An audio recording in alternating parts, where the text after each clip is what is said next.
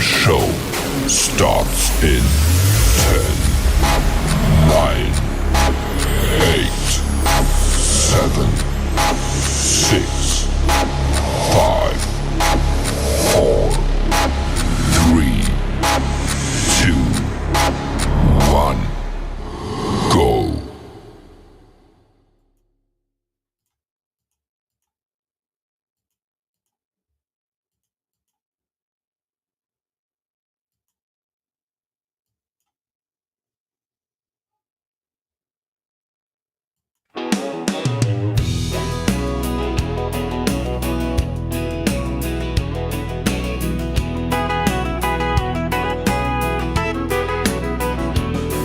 Let me tell you about a man named Randall Rhodes. He was born and raised in the North, but he loved the Southern way of life, and he'd fight to the death for the Southern cause.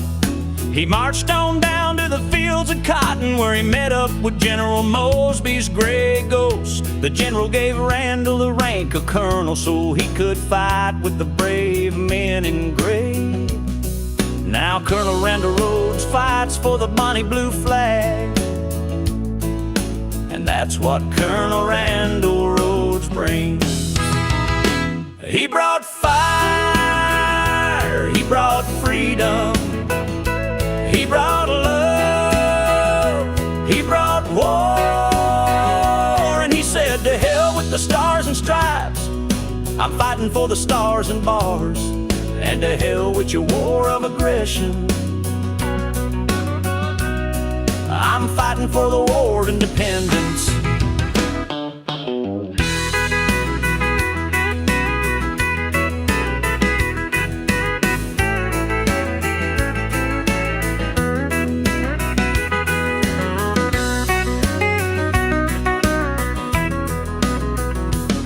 And he'd march on down to the fields of cotton for a southern nation, and the gray ghost fights for the bonnie blue flag.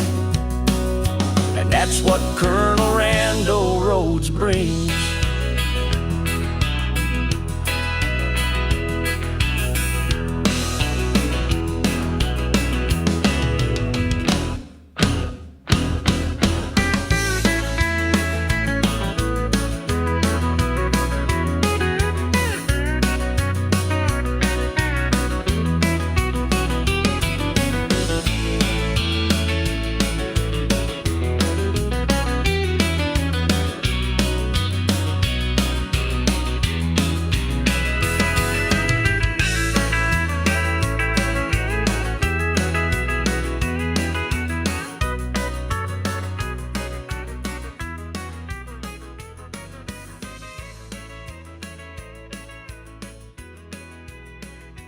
Indeedy. That is what Colonel Randall Rhodes brings to the table.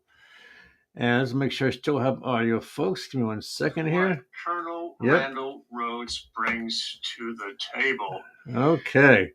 Now, so every now and then I do what I call a Judgment Tree broadcast. Okay. And Judgment Tree is simply I stand outside my backyard and I get on my high horse, get on my soapbox, and I say stuff. Okay. And I don't know what's going on with my Comcast. I got to find out. But when I go outside my house on my patio deck, normally I have a very good, strong Wi-Fi connection. But for the past 3 times I tried to go live outside, I lost Wi-Fi.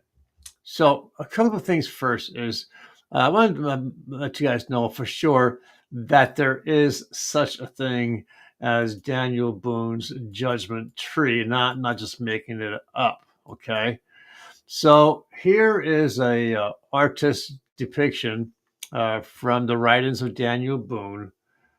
This guy in the white hair being Daniel Boone. Okay, in front of his tree. I'm not sure why he chose that tree. Maybe it was just, the sun was hitting it right, and there's a place to sit here. I don't know the reason why he chose that particular tree on his property, but he did. And people would come to him, and they would have all kinds of arguments and discussions, and he would listen to both sides of the story, and he would make a decision as to what his proclamation would be. If it happens here, what happened to the picture? Well, okay. So the tree, as it was a few years back, has seen better days. And it's on the same property that Daniel Boone used to live on. Okay. So this was the Judgement tree as of many years ago. Okay. And unfortunately, as time goes on, everything gets old and ages, and eventually it starts to die off. Okay. You can see a modern day sidewalk. Okay. And then eventually, I want to show you one thing here first. And then the way they knew that this particular tree was Daniel Boone's tree is that he carved the initials of himself and others in the family in the tree. Okay. And then obviously, eventually, the tree dies and it becomes a safety factor, right? And they have to cut the poor thing down. Okay. I do think they saved the part where it had the initials carved into it. And now all that stands there is a memorial to Daniel Boone. It looks like they planted a new tree in his place. This is where it used to stand. So I wanted to show it to you folks because I didn't want anyone thinking, oh, yeah, she's just making it up. Yeah. And, this is not really a judgment tree, but it is. It was. And towards the end of Daniel Boone's life, back in the day when folks were, on their deathbed, they made sure that all their debts to everyone was paid. And in fact, the law would come out and say, well, before the family gets this, inheritance, these debts have that. So I'm going to assume that's probably the same way today that it was back in his day. I don't know that for a fact, but I'm just surmising. Okay. So a couple of reasons why I'm here, and it's only going to be really short. I'm sure by now everyone has heard about that shooting in the Catholic school by the transgender individual.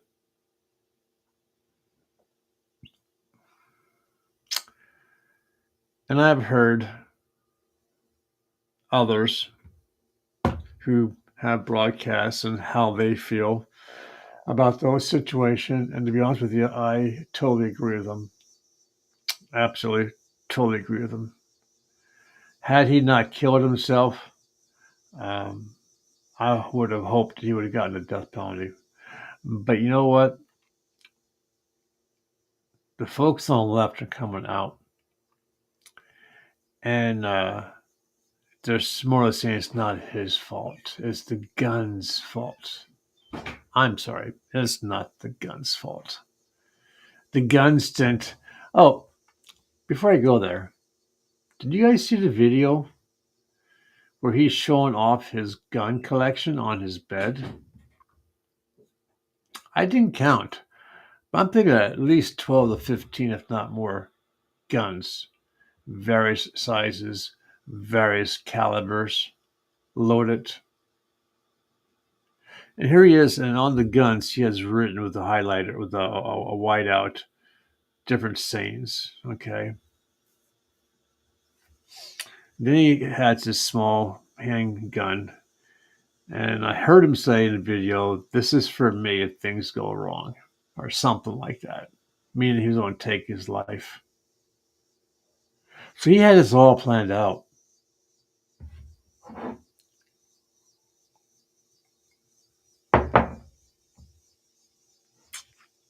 I'm sorry, where were the parents at? Where were the parents? How in the hell did he get all these guns? Where did he storm that his parents didn't see him?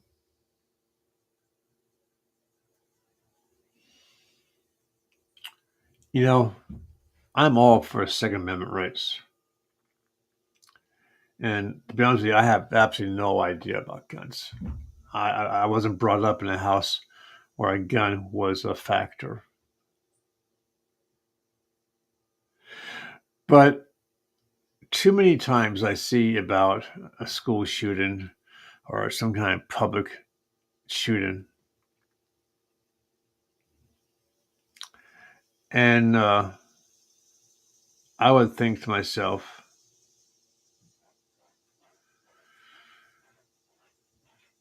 it's not the gun's fault. The guns didn't get off his bed and travel to wherever the school was at and point it and pull the trigger. No, that was him. So he's at fault. But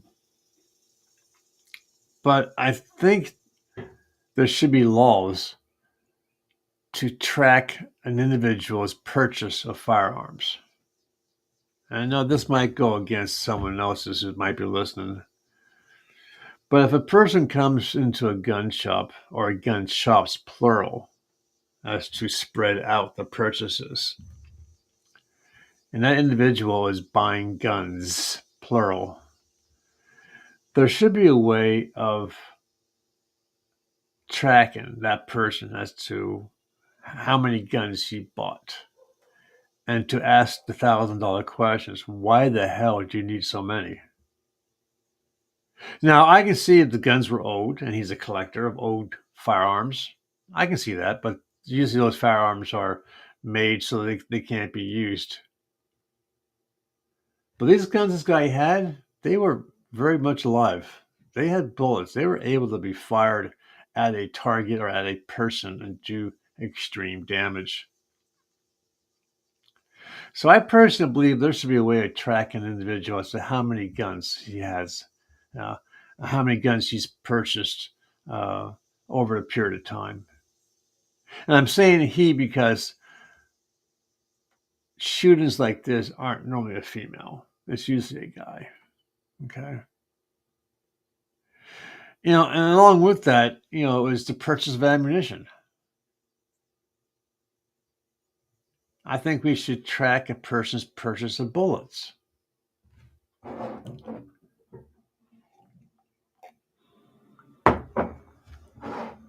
I think questions should be asked, investigations, background checks, home checks on people who buy a certain number of weapons. Home checks just make sure these guns are properly stored in a secure locker that kids can't get into. Home inspections make sure these guns he bought are in his home, not hidden somewhere in some barn or some other, enclosure to hide away from the law enforcement. Home inspections.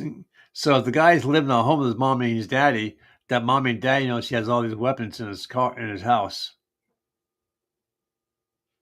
I'm sorry. This should never happen. You can't blame Trump, can't blame the right, can't blame Republicans, can't blame conservatives, can't blame the Second Amendment. Blame the damn person who pulled the trigger. Period. He's at fault.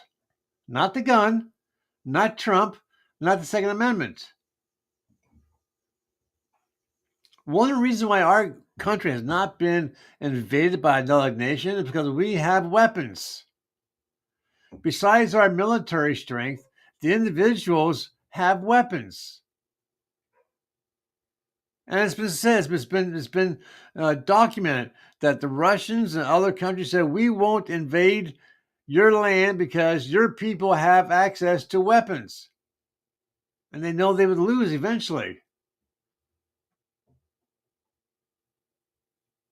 If you don't believe me, watch the movie Red Dawn. Perfect example of how it works out.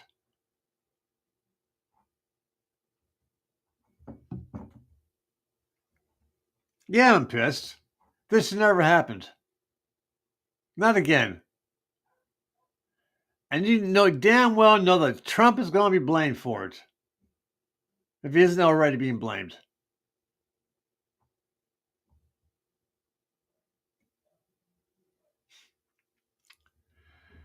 This individual, and I really haven't looked at his background. I really don't want to know his background. But what I've been hearing is that mommy and daddy agreed to allow him as a child, to change his sex.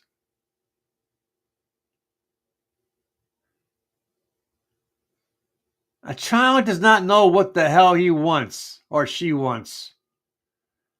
They should not be allowed to make decisions like that to change their sex. They don't even know what color crayons to use to color, for God's sake, or how to color inside the lines, or how to do 2 + 2 is 4.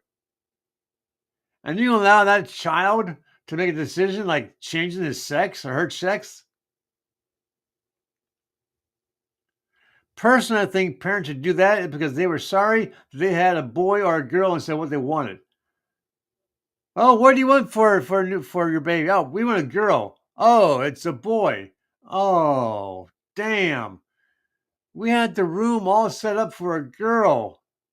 Well, that's easy fixed now. Let's take him to a doctor out of state and have him get his sex changed. And what happens when he grows up? He kills himself or he goes violent for most part. That's what happens.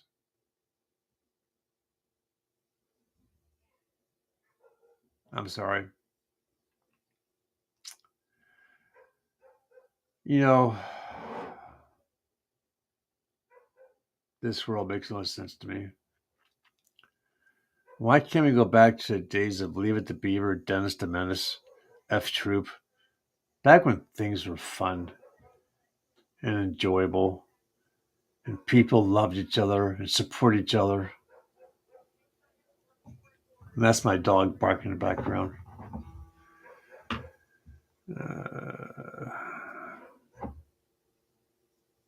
Anyways, folks, I didn't want to come on here too long because I have other things I have to get done. But before I go, yesterday I was supposed to get more books from Matthew Holmes by UPS, but UPS, whatever their problem was, they didn't get it delivered, so they're supposed to come today. So I'm not sure which ones will come today until I get them. Once I do, I'll make a broadcast real quick as to the books and then decide which book I want to do a review on. And then hopefully by next week to do another broadcast with the author and to get some mindsight as to why he wrote that particular book. But in the meantime, folks, please, Matthew Holmes, okay? Hell in the Cell. This one I've read. I've already done a broadcast about it. It's a very good read, very enjoyable. I read this book in less than 5 days. That's how it drove me into it. Okay. I will be doing a broadcast soon of Captain Bill Muckler. Captain Bill Muckler was a Marine. He became an author in his later years, in his retirement years. He's a man in his 90s. He made a kind of promise that he will appear on one of my broadcasts to talk about his books. I read this one here, 6 Soft Targets. Let me tell you, folks, I read this in less than a week, and it really shocked me in the end. I'm not going to tell you why. I was not expecting the ending. I'm currently reading this book here, 2020, Clear Vision for America. I probably should have read this book and the next book first and then 6 Soft Targets, but I heard so much about the 6 Soft Targets, I had to jump in on one first. So I'm going to read, I'm reading this one here. It's a little bit more of a slow go for me right now. probably what's going to happen is that as I read more, it's going to grab me by the throat and drag me into the book to where I just keep reading it. The next book that he wrote is 2020 Clear Vision for Our Future. Again, this is a spin-off of the previous one, so I'm not sure what the content is. I don't want to. Take away the surprise of the book. So once I get done reading this one here, I'll start reading this one here as well. I'm not sure if he still is. I'll have to ask him. But when he sent these books out and was sending to other people, he would actually give you like your own personal salutation on it. So if you go to his Facebook page, Bill Muckler, and buy the books that way, he'll probably personalize it then. I apologize for the dog barking. That's my daughter's dog. He's just letting the neighbor know he's awake. He's ready for playtime. But these books are really good, folks. You really, really should get them. Also, the reason why you have not been seeing me on Dave Glovin's Boogie with the Bull in the mornings is because I'm taking time away to do my own thing. This is one of those things.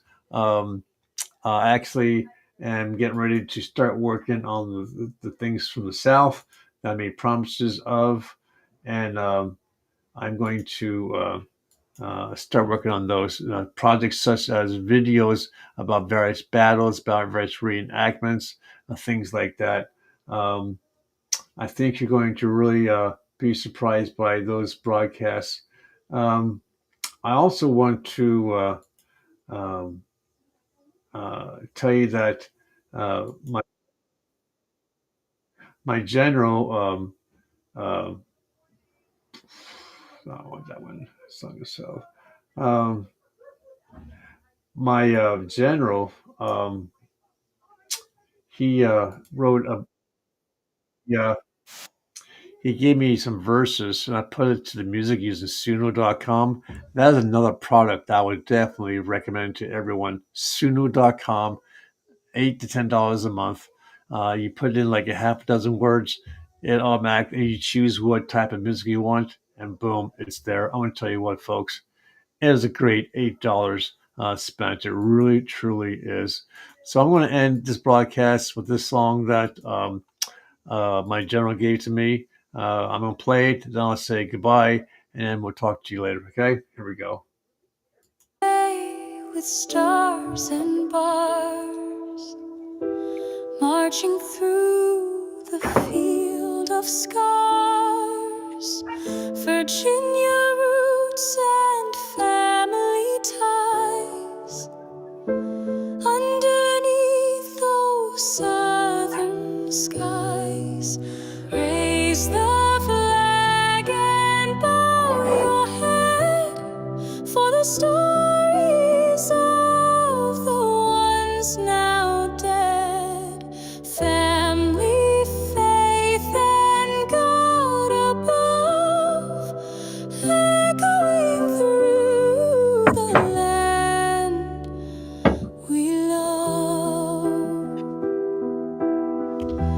Fields of green and rivers wide hold the tales of stubborn pride, voices carried on the breeze, whispering through the ancient trees. Raise the flag and bow your head for the stories of the ones now dead. Family, faith, and God above, echoing through the land we love.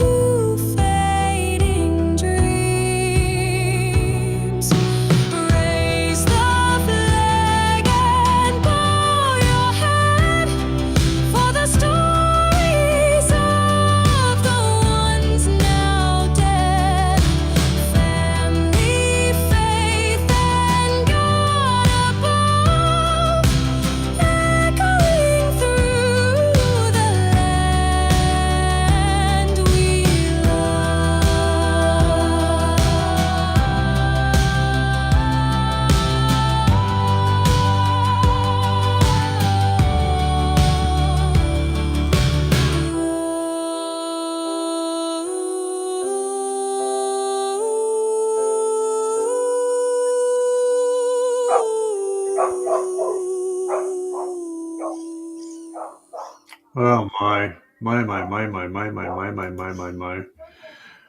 Oh, Suno.com, folks. Suno.com. Can't go wrong with it. And please, if you do reach out to them and join up, let me know.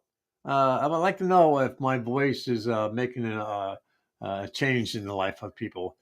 I think I know you will love that app. Um, and again, folks, don't forget, it's like $10 for paperback. I think like 15, 20 for a hardback, $5 for a Kindle. Hell in the Cell. It's a book about the war between North and the South. The book is about the author's ancestors, and you won't regret buying this book. I guarantee it. And don't forget Bill Muckler's books, A Clear Vision for Our Future,